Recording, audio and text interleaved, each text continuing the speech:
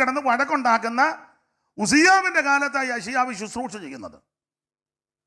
രണ്ട് വിശ്വാസി തമ്മിൽ ബോൾത്തായാന്ന് എങ്ങനെ ശുശ്രൂഷിക്കും പറ? ഒരു വിഷയം പറയുമ്പോൾ അവനിട്ടാണ് ഇവൻ ഊറി, മറ്റവൻ്റെ ഇട്ടാണ് അവൻ അല്ലേ ലൂയ. നമുക്ക് ചങ്ക് വേദനിക്കുന്നത് അത് എല്ലാം അധികം വിവരിക്കുന്നില്ല. അപ്പം ഉസിയാവിൻ്റെ കാലത്ത് ഇനി 4 എണ്ണമാ. ഉസിയാവ്, യോധ, ആകാസ് എല്ലാം നല്ല പറ്റിയ പുള്ളിക്കാരാ. ചില പാസ്റ്റർമാരോടൊക്കെ ഞാൻ ചോദിക്കുക എവിടെ നേരത്തെ മുന്നേ, അപ്പം പറയും ഇന്നെടുത്തിരുന്നതാ. ഞാൻ അവിടെ മറ്റേ പുള്ളിയുടെ കാലത്താണ് ഞാനവിടെ. സ്തോത്രം. അങ്ങനെ ഉണ്ട്, ചിലരുണ്ട്. അപ്പൊ യെശയ്യാവ് ശുശ്രൂഷിക്കുന്നത് പള്ളിക്കകത്ത് കിടന്ന് വഴക്കുണ്ടാക്കിയവന്റെ കാലത്താണ്. ഇവനൊരു മകനുണ്ടായിരുന്നു, യോധാം. അവൻ പള്ളിയിലോട്ട് കയറുകയല്ലായിരുന്നു. 27:1. യോഥാം വാഴ്ച തുടങ്ങിയപ്പോൾ അവന് 25 വയസ്സായിരുന്നു. അവൻ 16 സംവത്സരം യെരൂശലേമിൽ വാണു. അവന്റെ അമ്മയ്ക്ക് യെരൂശ എന്ന് പേർ. അവൾ സാദോക്കിന്റെ മകൾ ആയിരുന്നു. അവൾ സാദോക്കിന്റെ മകളായിരുന്നു. നിങ്ങളുടെ വീട്ടിലൊക്കെ താമസിക്കുന്നത്, പക്ഷെ വാക്യം ശരിക്കും വായിക്കണം. അവൾ സാദോക്കിന്റെ വായിച്ചോ സാദോക്കിന്റെ മകളായിരുന്നു. അവൻ തന്റെ അപ്പനായ ഉസിയാവ് ചെയ്തതുപോലെ ഒക്കെയും യഹോവയ്ക്ക് പ്രസാദമായുള്ളത് ചെയ്തു. യഹോവയുടെ ആലയത്തിലേക്ക് അവൻ കടന്നില്ല. പള്ളി കയറുകയല്ല. എങ്ങനുണ്ട്? അപ്പൻ പള്ളിക്കകത്ത് കിടന്ന് വഴക്കുണ്ടാക്കുന്നു, മോൻ പള്ളിയിലോട്ട്. ഇവരുടെ കാലത്ത് ആ പുള്ളി ശുശ്രൂഷിക്കുന്ന യെശയ്യാവ്. പള്ളി കിടന്ന് വഴക്കുണ്ടാക്കുന്ന തന്തയും പള്ളിക്കകത്ത് കയറാത്ത പൊന്നുമോനും.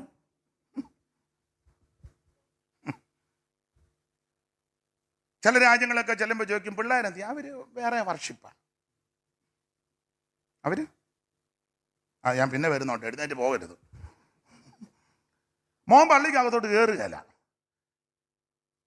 യവനൊരു മകനുണ്ടായിരുന്നു, യവനൊരു മകനെ അവൻ പള്ളി പൂട്ടി. 28:24 വായിച്ചേ. ആഹാസ് ദേവാലയത്തിലെ ഉപകരണങ്ങളെ എടുത്ത് ദേവാലയത്തിലെ ഉപകരണങ്ങളെ ഉടച്ചു. അടിച്ചു പൊട്ടിച്ചുവൻ. ഉൾപ്പിറ്റ് തല്ലി പൊട്ടിച്ചു, മൈക്കിന്റെ സ്റ്റാൻഡ് ഊരി, കർത്തമേശയുടെ പാത്രം കാല് മടക്കി, അങ്ങനെയൊക്കെ ഉള്ളതുണ്ട്. അവസാനം കാലുമായിട്ട് കിടന്നത് അത് ഞാൻ കണ്ടതാ. ഇവൻ ദൈവാലയത്തിലെ ഉപകരണങ്ങൾ എടുത്ത് ഉടച്ച് അടുത്തല്ല യഹോവയുടെ ആലയത്തിന്റെ വാതിലുകൾ അടച്ചു കളഞ്ഞു. പൂട്ടി, പള്ളി പൂട്ടി. വല്യപ്പൻ പള്ളിക്കകത്ത് വഴക്കുണ്ടാക്കി, മോൻ പള്ളി കയറുകയല്ല, കൊച്ചുമോൻ പള്ളി. എന്തോ ബുദ്ധിമുട്ടായി ഇവരുടെ കാലത്ത് ശുശ്രൂഷിക്കുന്നത്. യോവാശിന്റെ മകൻ അമസ്യാവ്, അമസ്യാവിന്റെ മകൻ ഉസിയാവ്, ഉസിയാവിന്റെ മകൻ യോധാം, യോധാമിന്റെ മകൻ ഹിസ്കിയാവ്, ഉസിയാവ്, ആകാശ്. യോധാമിന്റെ മകൻ ആകാശ്, ആകാശിന്റെ മകൻ ഹിസ്കിയാവ്. അപ്പം ഉസിയാവ് പള്ളിക്കകത്ത് വഴക്കുണ്ടാക്കി, യോധാം പള്ളിയിലോട്ട് കയറുകയല്ല, ആകാശ് പള്ളി പൂട്ടി. യവന്റെ മകൻ ഹിസ്കിയാവ്, അയാൾ ചെയ്തതോ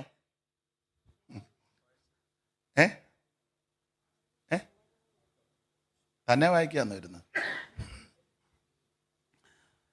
അവൻ ചെയ്തത് എല്ലാം വിവരിക്കാൻ നേരം അവനെ പള്ളിയുടെ കട്ടളയിലെല്ലാം വെച്ച പൊന്നെല്ലാം കൂടെ പിടിച്ച് പറിച്ച് അശ്ശൂർ രാജാവിനും കൊടുത്തു. നിങ്ങളാണ്ട് രാജാക്കന്മാരുടെ 2-ാം പുസ്തകം 18-ാം അധ്യായത്തിൻ്റെ 15-ാം വാക്യമാണെന്ന് തോന്നുന്നു. യഹോവയുടെ ആലയത്തിലും രാജധാനിയിലെ ഭണ്ഡാരത്തിലും കണ്ട വെള്ളിയൊക്കെയും കൊടുത്തു. വെള്ളി ഭണ്ഡാരത്തിൽ കണ്ടത് മുഴുവൻ കൊടുത്തു. അടുത്തത് ആ കാലത്ത് യഹൂദ രാജാവായ ഹിസ്കിയാവ് യഹോവയുടെ മന്ദിരത്തിന്റെ വാതിലുകളും കട്ടളകളിലും താൻ പൊതിഞ്ഞിരുന്ന പൊന്ന് പറിച്ചെടുത്ത് ആശൂർ രാജാവിന് കൊടുത്തയച്ചു. എങ്കിലും ആശൂർ രാജാവ് വായിക്കാതെ നിങ്ങൾ ശ്രദ്ധിക്കണം. വല്യപ്പൻ പള്ളിക്കകത്ത് വഴക്കുണ്ടാക്കി, മോൻ പള്ളിയിലോട്ട് കയറുകയല്ല, കൊച്ചുമോൻ പള്ളി പൂട്ടി. കൊച്ചുമോന്റെ മകൻ പള്ളിക്കകത്തെല്ലാം പൊതിഞ്ഞു വെച്ചത് പറിച്ചെടുത്ത് അശ്ശൂർ രാജാൻ നീ കൊണ്ടുപോയിക്കോളാൻ, കേസ് നടത്താൻ, സ്വാതന്ത്ര്യാഴ്ച എടുത്ത്. ഇപ്പോൾ അതല്ലേ പലയിടത്തും നടക്കുന്നേ. ലേബർ ക്യാമ്പോ എന്തോ ക്യാമ്പുണ്ടല്ലോ ഇവിടെ, വളരെ ബുദ്ധിമുട്ടി. പിന്നെ മിണ്ടായിരുന്ന ആ എന്ത് കഷ്ടപ്പെട്ട സഹോദരങ്ങൾ, എന്ത് കഷ്ടപ്പെട്ട. ചിലപ്പം ഭക്ഷണം പോലും കഴിക്കാൻ ചില ശമ്പളം കിട്ടുന്നില്ല, ബുദ്ധിമുട്ടി. എല്ലാ ജോലിക്കും അതിൻ്റെ ബദ്ധപ്പാടുണ്ടല്ലോ. ഞങ്ങളെപ്പോലുള്ള ദൈവദാസന്മാർ, വിശേഷിച്ച് നേതാക്കന്മാർ, ഞങ്ങളുമൊക്കെ, ഞാൻ നേതാവല്ല, മിടുക്കന്മാർ വരുമ്പോഴേ ഈ ദൈവമക്കൾ കൊടുക്കുന്ന പൈസയുടെ ഈ സ്വോത്ര കാഴ്ച അത് ഇവിടുന്ന് പിരിച്ചോണ്ട് പോയി നാട്ടിൽ കൊണ്ടുപോയി കോടതിയിലും കേസിലും, കുടുംബസ്വത്തൊന്നും വിറ്റല്ലല്ലോ കേസ് കിടത്തുന്നേ.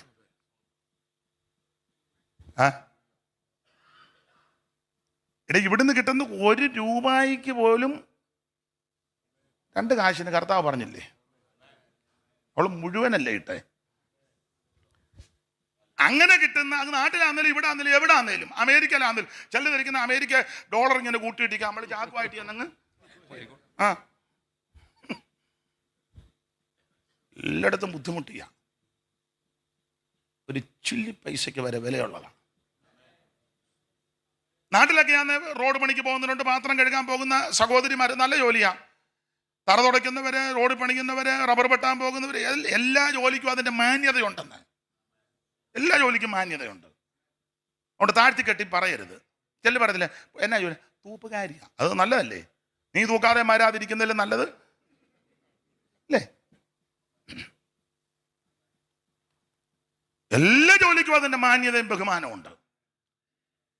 അപ്പൊ അങ്ങനെ ലഭിക്കുന്ന നന്മ, ദൈവത്തെ ഭജിച്ചും ദൈവത്തെ ഭയപ്പെട്ടും ദൈവനാമത്തെ സ്നേഹിച്ചും കർത്താവിൻ്റെ വേലയെ സ്നേഹിച്ചുമായി കിട്ടുന്നത്, അത് ഈ വിധത്തിൽ കൊണ്ട് കൊടുക്കരുതെന്നായി പറഞ്ഞത്. ഇവൻ അശൂർ രാജാവിനോട് യോജിച്ചേച്ച് പറഞ്ഞു, നീ എന്ത് ചോദിച്ചാലും ഞാൻ നിനക്ക് അപ്പം തരാന്ന്. അപ്പയുടെ കൽപ്പിച്ചു ഇത്ര തരാൻ. ഉടനെ തികയാഞ്ഞിട്ട് പള്ളിയുടെ അവിടെ ഒട്ടിച്ചു വെച്ച എല്ലാം കൂടെ പറിച്ച് കൊണ്ടുപോയിക്കോളാൻ പറഞ്ഞു. ഇവരുടെ കാലത്താണ് യെശയ്യാവ് ശുശ്രൂഷിക്കുന്നത്. ദൈവത്തിന്റെ മഹത്വം. ഉസിയാവ്, യോന, ആകാശ, ഹിസ്കിയാവ്. പിന്നെ അയാൾക്കൊരു മോനുണ്ടായിരുന്നു, അവൻ്റെ പേര് മനേഷെ. പേര് കേൾക്കുമ്പോൾ അറിയാൻ ഷേയാ, മനേഷെ. അവൻ അതിലും വിദ്വാനാ. ഇനി ഈ ഹിസ്കിയാവിനെ പറ്റി ഒരു പ്രയോഗമുണ്ട്. ആ 15-ാം വാക്യം ഒന്നുകൂടെ വായിച്ചേ ദൈവദാസി, വായിച്ചേ. ഇപ്പം വായിച്ച 15-ാം വാക്യം, രാജാക്കന്മാരുടെ 2-ാം പുസ്തകം. യഹോവയുടെ ആലയത്തിലും രാജധാനിയിലെ ഭണ്ഡാരത്തിലും കണ്ട വെള്ളിയൊക്കെയും കൊടുത്തു. അടുത്തത്, ആ കാലത്ത് യഹൂദ രാജാവായ ഹിസ്കിയാവ് മന്ദിരത്തിന്റെ വാതിലുകളിലും കട്ടളകളിലും താൻ പൊതിഞ്ഞിരുന്ന പൊന്നും പറിച്ചെടുത്ത് അശ്ശൂർ രാജാവിന് കൊടുത്തയച്ചു. ഇങ്ങോട്ട് നോക്കിയേ, പൊതിഞ്ഞു വെച്ചത് മുഴുവൻ പറിച്ചെടുത്ത് കൊടുത്തു. ദൈവത്തിന് മഹത്വം. ഇവന് ആ 18-ന്റെ വേറൊരു കാര്യം കൂടെ പറയാം. ദൈവാലയത്തില് ദൈവത്തിന് വേണ്ടതെല്ലാം കൂടെ പറിച്ചെടുത്ത്. ഇത് എത്രാം വാക്യം വായിച്ചേ?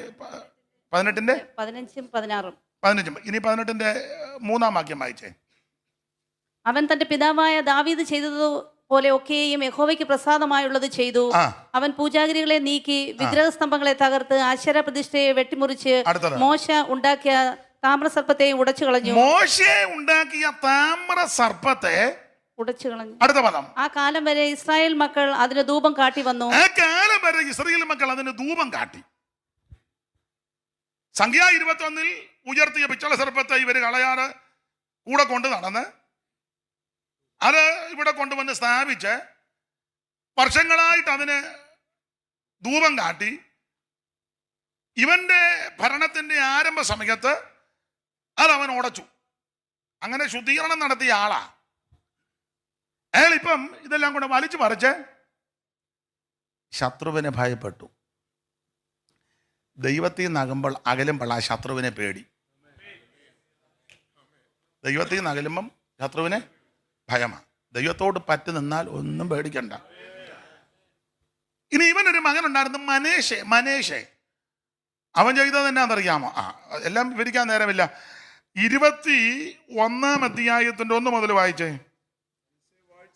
മനേഷെ വാഴ്ച തുടങ്ങിയപ്പോൾ അവന് 12 വയസ്സായിരുന്നു. എന്തിനാ ഒത്തിരി പ്രായം? പിന്നെ അവൻ 55 സംവത്സരം യെരൂശലേമിൽ വാണു. അവന്റെ അമ്മയ്ക്ക് ഹെപ്സീബ എന്നു പേർ. നല്ല പേരൊക്കെയാ, ഹെപ്സീബ. എന്നാൽ യഹോവ ഇസ്രായേൽ മക്കളുടെ മുമ്പിൽ നിന്ന് നീക്കിക്കളഞ്ഞ ജാതികളുടെ മ്ലേച്ഛതകൾക്കൊത്തവണ്ണം അവൻ യഹോവയ്ക്ക് അനിഷ്ടമായുള്ളത് ചെയ്തു. എങ്ങനുണ്ട്? ഇവന്റെ അപ്പൻ നെഗുസ്താനെ തട്ടിയതാ, മകൻ നേരെ എതിരാ. എല്ലാം വായിക്കാൻ നേരമില്ല. ഇതിവൻ ചെയ്തത് 7-ാം വാക്യം വായിച്ച ജോൺ വർഗീസ്. ഈ ആലയത്തിലും ഇസ്രായേലിന്റെ സകല ഗോത്രങ്ങളിൽ നിന്നും ഞാൻ തിരഞ്ഞെടുത്തിരിക്കുന്ന യെരൂശലേമിലും ഞാൻ എന്റെ നാമം എന്നേക്കും സ്ഥാപിക്കുമെന്ന് യഹോവ ദാവീദിനോടും അവന്റെ മകനായ ശലോമോനോടും അരുളി ചെയ്ത ആലയത്തിൽ താൻ ഉണ്ടാക്കിയ അശേര പ്രതിഷ്ഠ അവൻ പ്രതിഷ്ഠിച്ചു. നല്ല ഫാമിലി അല്ലേ? ഇനി ഓർഡറായിട്ട് പറയാം. വല്യപ്പൻ പള്ളിക്കകത്ത് വഴക്കുണ്ടാക്കി. മോൻ പള്ളിയിലോട്ട് കയറുകയില്ല. കൊച്ചുമോൻ പള്ളി പൂട്ടി. കൊച്ചുമോന്റെ മകൻ പള്ളി വെച്ചിരുന്നതെല്ലാം പറിച്ച് ശത്രുവിന് കൊടുത്തു. പുള്ളിയുടെ മകൻ അതിനകത്ത് കൊണ്ട് ബിംബം സ്ഥാപിച്ചു. പെന്തിക്കോസിന്റെയും 4-5 തലമുറ വന്നപ്പോൾ ഇതാ ഇപ്പം നടക്കുന്നത്. നിങ്ങൾ ഇണങ്ങിയാലും കൊള്ളാം, പിണങ്ങിയാലും കൊള്ളാം. അല്ല, നിങ്ങളെ ഈ പക്ഷം പിടിച്ച് ചിന്തിക്കരുത്, നിഷ്പക്ഷമായിട്ട് ചിന്തിക്കണം. ആരംഭകാലത്തിറങ്ങിയ പിതാക്കന്മാർ, പ്രാരംഭ സമയത്ത് ഇതിന് വില കൊടുത്തവർ, ചുമല കൊടുത്തവർ, ഉപദേശത്തിലും പ്രമാണത്തിലും നിന്നവർ, അവരുപേക്ഷിച്ചതും കളഞ്ഞതും വേണ്ടാന്ന് വെച്ചതല്ല ഇപ്പം പള്ളിക്കകത്ത് കൊണ്ട് പ്രതിഷ്ഠിച്ചു. ഫാമിലിയൊക്കെ നല്ലതാ. നമ്മൾ പറയാം ഞങ്ങൾ റോയൽ ഫാമിലിയാണ്. പിന്നെ ചില പറയുന്നത് ഞങ്ങൾ അരിസ്റ്റോക്രാറ്റ്. മറ്റവനോ? പക്ഷേ കാണിക്കുന്ന കാട്ടായോ? നമുക്ക് ആ വിഷയം വിട്ടേക്കാൻ. ചിലരുടെ മുഖത്തൊരു മ്ലാനത. നിങ്ങൾ ദൈവദാസന്മാരും ഒക്കെ വചനം ശ്രദ്ധിക്കുന്നുണ്ടല്ലോ, അതുകൊണ്ട് ഞാൻ ആ ഭാഗത്തേക്കൊന്ന് പോയെന്നേ ഉള്ളൂ. ദൈവത്തിന് മഹത്വം. ആത്മീയ ലോകത്ത് ഇതാ വന്നിരിക്കുന്നത്. ഇതാരേലും ഒരാൾ എതിർത്ത് പറഞ്ഞ ഉടനെ എല്ലാവരുടെ വട്ടമിട്ട് അവന് അതിന് നാട്ടിലൊരു ഭാഷ പറയാം, നമ്മുടെ ഭാഷയല്ല, പൊങ്കാല ഇടുക. എനിക്ക് പിന്നെ ഇതൊന്നും വിഷയമല്ല, നിന്റെ പാട്ട് നോക്കണമെന്ന് ഞാൻ പറയും. എന്നെ ആരെങ്കിലും ശുശ്രൂഷയ്ക്ക് വിളിച്ചാൽ, എനിക്ക് അവസരം കിട്ടിയാൽ മനഃപൂർവ്വമായിട്ടൊന്നും പറയത്തില്ല. പറഞ്ഞു വരുന്ന മൂച്ചിന് അത് തീർത്ത് പറഞ്ഞിരിക്കും. സ്തോത്രം. എനിക്ക് അവിടെ കണക്ക് കൊടുത്താൽ മതി. Praise the Lord. അപ്പൊ ഇത് ദൈവദാസന്മാർക്കാണെങ്കിലും ഇത് അറിയാൻ പാടില്ലായിട്ടല്ല. അവരും പേടിച്ചും ഭയപ്പെട്ടും വല്ല ജാതിയോ 3 കൊല്ലം തയ്ക്കണം. തന്നെയല്ല ഇവിടുന്ന് പെട്ടെന്ന് പോയി ആ നാട്ടിലോട്ട് ചെന്നിട്ട് തന്നെ എടുക്കാൻ അവിടെ സഭ ചാർജ് കിട്ടാനെങ്കിൽ ക്യൂ നിൽക്കുക. റിട്ടയർഡ് ആയതും റിട്ടയർഡ് ആകാത്തതും ഇഷ്ടം പോലെ ഉണ്ട്. ഒരുത്തനൊന്ന് വീഴാൻ നോക്കി നിൽക്കുക, ആടി കയറാം. അപ്പോൾ ഉള്ളത് എന്തിനാ കളയെന്നും തോർത്ത് എല്ലാവരും പമ്മി കുറ്റമല്ല, സാഹചര്യം കൊണ്ടായിരിക്കാം, ഞാൻ എതിർക്കുന്നില്ല. ദൈവത്തിന് മഹത്വം. പക്ഷേ ഒരു ദിവസം ഞാനും നിങ്ങളുമെല്ലാം കണക്ക് കൊടുക്കണം. ദൈവത്തിന് മഹത്വം. അപ്പൊ ഉസിയാവ്, യോദാം, ആഗാസ്, ഹിസ്കിയാവ് 4 പേര് വമ്പന്മാര്. ഇവരുടെ കാലത്തായി യെശയ്യാവ് ശുശ്രൂഷിക്കുന്നത്. വലിയ ബുദ്ധിമുട്ടാണ്. പക്ഷേ ഈ രാജാക്കന്മാരുടെയൊക്കെ കാലത്ത് യെശയ്യാവ് ശുശ്രൂഷിക്കാൻ അദ്ദേഹത്തെ ഇതിനെ പ്രാപ്തനാക്കിയതിന്റെ വിഷയം എന്നാന്ന് പറയാം. പള്ളിക്കകത്ത് വഴക്കുണ്ടാക്കുന്നവൻ, പള്ളി പൂട്ടുന്നവൻ, പള്ളി കയറാത്തവൻ, പള്ളിക്കകത്ത് സാധനം എടുത്ത് വിൽക്കുന്നവൻ, പള്ളിക്കകത്ത് കൊണ്ട് ആവശ്യമില്ലാത്തത് കൊണ്ട്, ഞാൻ പറഞ്ഞാൽ ലൈവാ.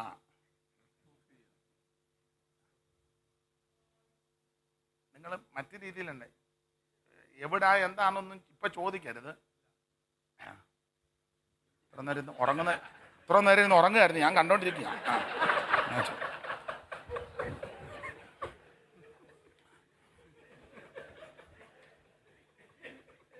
അപ്പൊ ശ്രദ്ധിച്ചേ, എവിടാന്നൊന്നും ചോദിക്കരുത്, പറയത്തില്ല.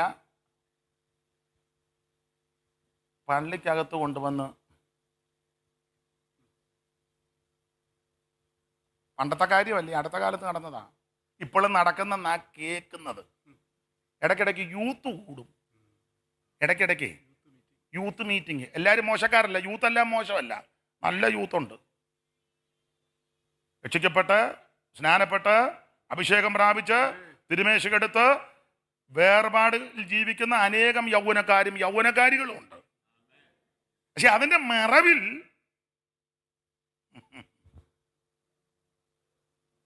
ഒരു ദിവസം പിടികൂടും ദൈവം. ഭയമില്ല, ദൈവത്തെ ഭയമില്ല, ദൈവത്തെ ഭയവുമില്ല, ദൈവമായിട്ട് ബന്ധവുമില്ല. എന്നാൽ ഈ വമ്പന്മാരുടെ കാലത്ത് യെശയ്യാവ് ഈ ശുശ്രൂഷ ചെയ്യാൻ കാര്യം എന്നാ? ഒരു ഘടകം വേണ്ടേ? അതിനെ ഒറ്റ വാക്കി പറയാം.